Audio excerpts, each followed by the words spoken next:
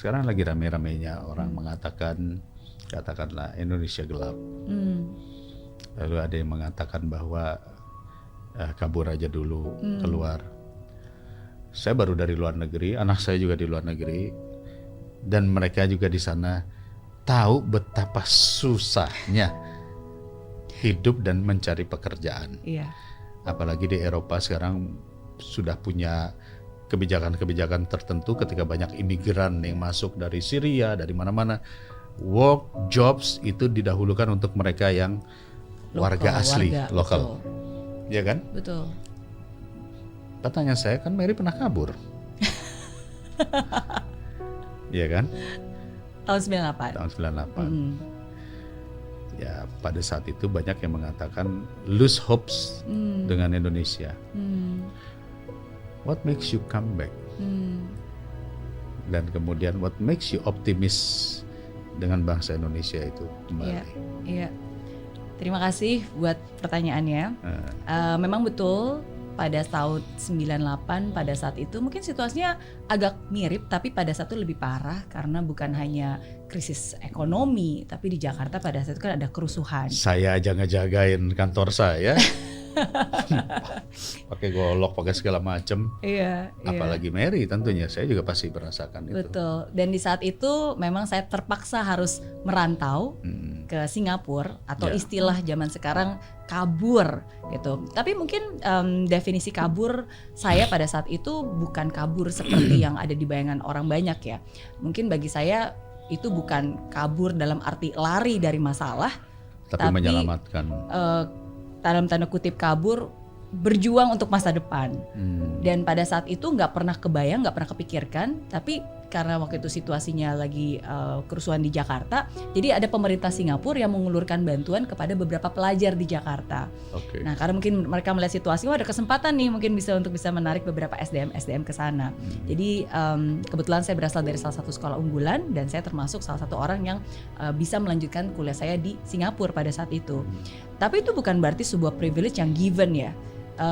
Itu diperjuangkan karena yang dikasih cuma tempat duduk untuk kuliahnya aja. Uangnya tetap harus bayar sendiri. Nggak dibayar, saya bukan dapat beasiswa. Jadi karena kamu anak pintar berprestasi, boleh kamu diterima di NTU waktu itu. Tapi tetap harus biaya sendiri, bayar sendiri, saya nggak dapat beasiswa.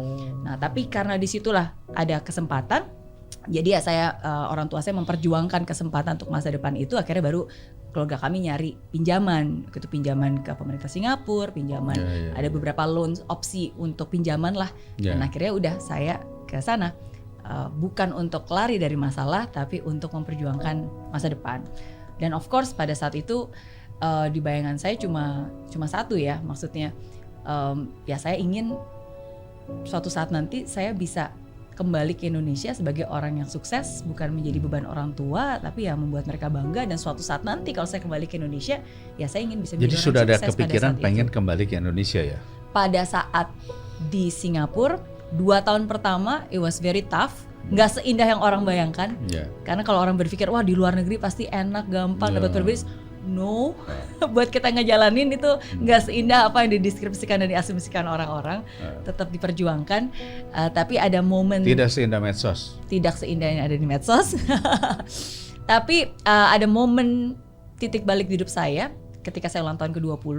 Ya disitulah saya punya mimpi dan saya berjanji saya nggak mau lagi punya victim mindset. Saya nggak lagi mau menyalahkan keadaan. Saya nggak lagi mau mengasihani diri saya sendiri. Dan pada saat itu saya bilang, oke, hidup saya adalah tanggung jawab saya, kesuksesan saya tanggung jawab saya, kegagalan juga saya tanggung jawab saya. Dan kalau itu tanggung jawab saya, berarti saya bisa melakukan sesuatu untuk mengubahnya. Dan saya mulai memetakan, pokoknya saya harus bisa sukses, saya harus bisa bayar hutang, saya harus bisa membagikan orang tua. Dan saat itu saya bilang, kalau suatu saat nanti saya harus kembali ke Indonesia, saya harus kembali ke Indonesia sebagai orang yang sukses. Jadi disitulah mungkin sebuah niat untuk saya berada di tempat ini untuk sebuah tujuan, memperbaiki hidup saya, dan ketika suatu saat nanti saya kembali, saya ingin berkontribusi.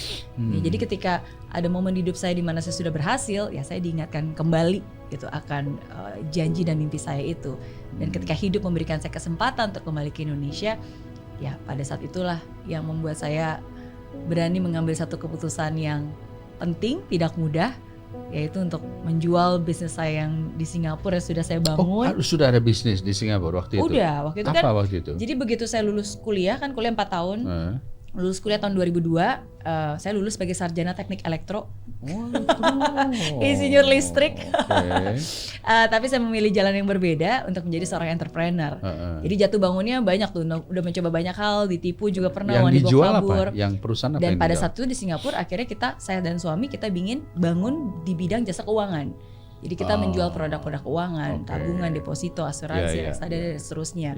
Dan itulah yang akhirnya kita besarkan di Singapura, Meridian Organization. Dan disitulah sesungguhnya dapat $1 juta ya lewat bisnis jasa keuangan di Singapura. Nah tapi hidup memberikan saya hikmah yang berbeda. Akhirnya ketika saya ulang tahun ke-30 saya punya mimpi yang berbeda. Nah mimpi saya pada saat itu ya saya ingin bukan hanya dapat jutaan dolar, tapi saya ingin bisa menciptakan dampak positif. Kira miliaran dolar. Khususnya untuk jutaan orang di Indonesia. Nah, jadi berawal dari mimpi itulah akhirnya saya mulai memetakan dan akhirnya kembali ke Indonesia 2014. Jadi optimismenya untuk kembali ke Indonesia itu base karena melihat Indonesia menjadi lebih baik atau karena ya pengen di Indonesia aja? Iya, karena saya orang Indonesia, saya lahir di sini dan kalaupun saya bisa berkontribusi, kenapa nggak saya berkontribusi negara saya sendiri gitu ketika waktunya tepat gitu. Makanya di buku pertama saya yang Mimpi $1 juta, saya tulisnya You can take me out from Indonesia, but you can never take Indonesia out from me. Gitu. Karena kan nasionalis bukan berarti kita tinggal di Indonesia, tapi nasionalis adalah ya apakah Indonesia ada di dalam hati kita atau enggak. Gitu. Jadi itu sih. Jadi buat yang sekarang mungkin banyak hashtag kabur aja dulu. Kalau memang ada kesempatan dan itu bisa menjadi sesuatu hal yang baik, nggak apa-apa untuk merantau, tapi jangan lupa untuk kembali dan berkontribusi.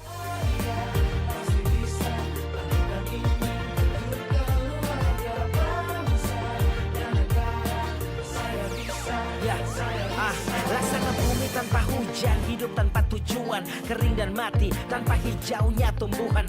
Demikian kalau mimpi tak kunjung terjadi.